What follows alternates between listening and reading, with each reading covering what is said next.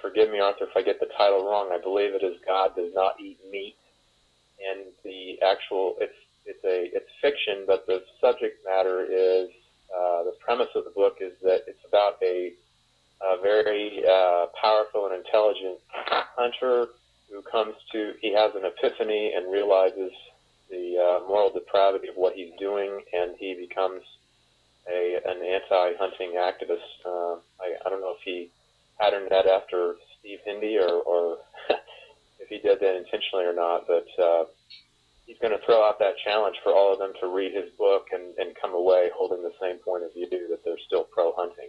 That's amazing. When he's going to be there, did you say?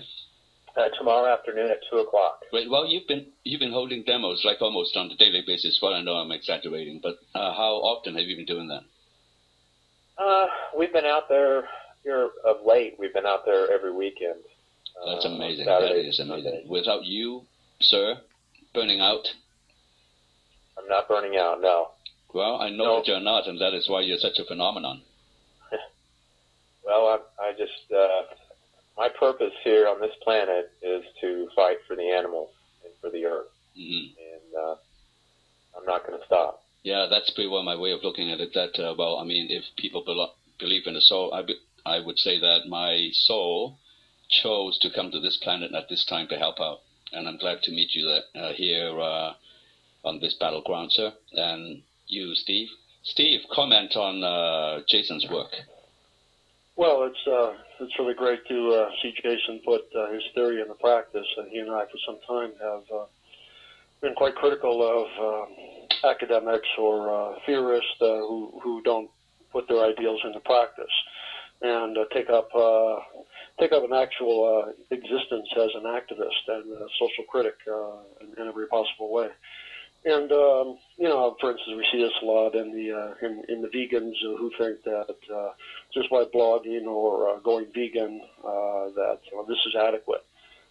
But it's really important to be involved in the grassroots at all levels. And what's great to see about this campaign is that not relying on PETA or HSUS, it's definitely a local grassroots campaign coming up with its own resources and doing very innovative, creative tactics through direct action.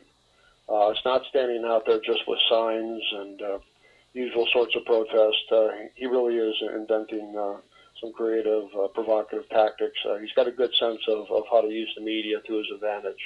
He's very smart. Very savvy, and very savvy. It's really good to see. It's quite a cutting-edge campaign. Yeah, I have activists elsewhere, who write excellent articles and send it to newspapers, and they do not get touched, do not get published. Jason's always get published, and they ask me, well, why? Why is ours not published? I said, it is because Jason makes this such a hot issue. It is because of that media is paying attention to what he's saying. I mean, you've got to make it a very hot issue locally before the national media will pay you any notice. And right, and you could do this without putting naked women in cages, too. That's right. That's right. I think that Jason might consider that tactic for himself. Yeah, I think that might scare people away. Yeah, please don't do that. Yeah. Hey, I appreciate it. We're commenting on this culling language a bit, and the justifications used for culling, and also what he said about how they're using the deer meat, so-called skin, so-called, to help the so-called needy, right? Because I remember circus is a big deal here in El Paso, and we've gone back and forth with various circuses over the years. And the Shriners is a difficult one to fight because they always say that they donate money to children, so the media always try to point you out as anti-children, right? Anti-medical research if you go after the Shriner circus. So, they have their own sense of being media savvy in the enemy camp, and that is to try to paint you as somehow against the needy, against the poor, against the hungry, if you go after them because they are giving some kind of benefits to these communities. It's quite a cynical, manipulative tactic. Jason quite clearly pointed out it's just a cloak to hide barbarism and the power that hunters have over these parks and over communities. Because really, this is about bloodlust.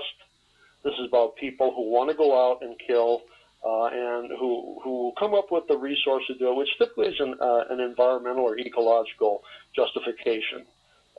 And I saw this a lot in South Africa, and they're about to start culling elephants again in South Africa. In Kruger? Yeah, Kruger National Park is one of the biggest parks there, and they've made various kinds of claims which have been legitimated, if you will, by scientific experts, and they've claimed that the elephants are overpopulated in certain areas, and we have to cull them, not only to preserve the park for plants, but for other forms of wildlife, and ultimately we just have to kill the elephants.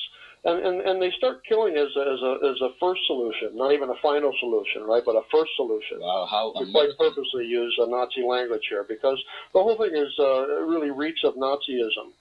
Because here you have a population that is considered unwanted. It's the deer population in this case, or too many elephants in another case. And so the only way to get rid of them is through violence. And the language of culling is some kind of ecological metaphor, as if they're being environmentalists. And of course, hunters have always used the excuse of being environmentally protective to justify their killing. Mm-hmm. But it never has an environmental excuse. They've never been able to prove in Kruger that elephants are in fact overpopulating. I don't know what studies are relying on with the deer here in this case, but I highly doubt this. And they interfere with these populations. Hunting tends to promote overpopulation. I'm sure both of you have adequate data on this. But let me just make this point.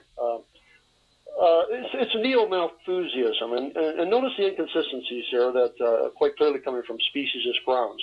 If humans overpopulate in certain areas, and we might just say planet Earth in this case, if humans are overpopulating, we never talk about let's hire sharpshooters and hunters and just take them out. But apparently it's quite fine if deer or elephant are allegedly overpopulating, just to go in and massacre the population. It's the first, not even the final solution, it's the first solution. And they never talk about alternative ways of controlling populations if, in fact, elephants or deer are overpopulating. It's just, again, an excuse to justify bloodlust and killing. Absolutely. You've got your finger on the button. And I've told this story before, and I'll take 1 minute to tell it myself.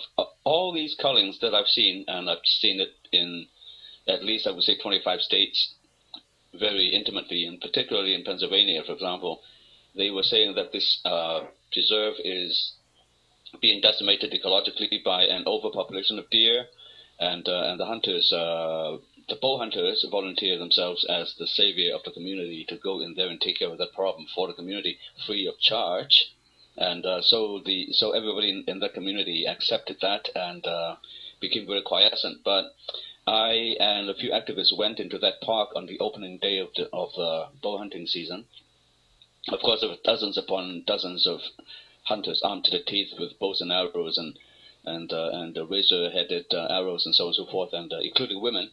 And but when I first looked at that park, all I saw was a big plantation of deer clover, which is a very rich food for deer. And basically, what they did was that they in collusion with the local government, plowed down acres and acres of forest and planted these deer clover to boost the deer population for hunting purposes.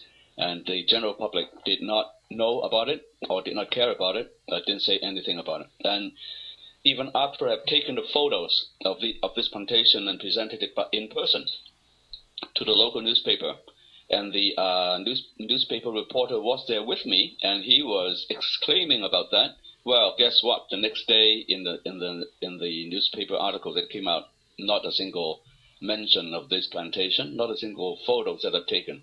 It is all controlled. So it is all driven by hunting, let me tell you that. And also, hunting is also artificially boosting the deer population hugely. There are about 15 million hunters in the U.S., and they each wanted 2 or 3 deer at least, so they need about 40 million deer to hunt. And so they boost the deer population nationally, and this brought about a lot of deer vehicle collisions that cost 250 human lives and 1.5 million deer lives. And these 250 human victims are statistically consistent. That means that the hunters know that every single year there will be 250 humans dying because of the action to boost deer population. I consider this murder. I consider this premeditated murder of these 250 humans, and I also consider this terrorism because these victims, we drivers, never know when it's going to strike us, and this situation is created by the hunters. So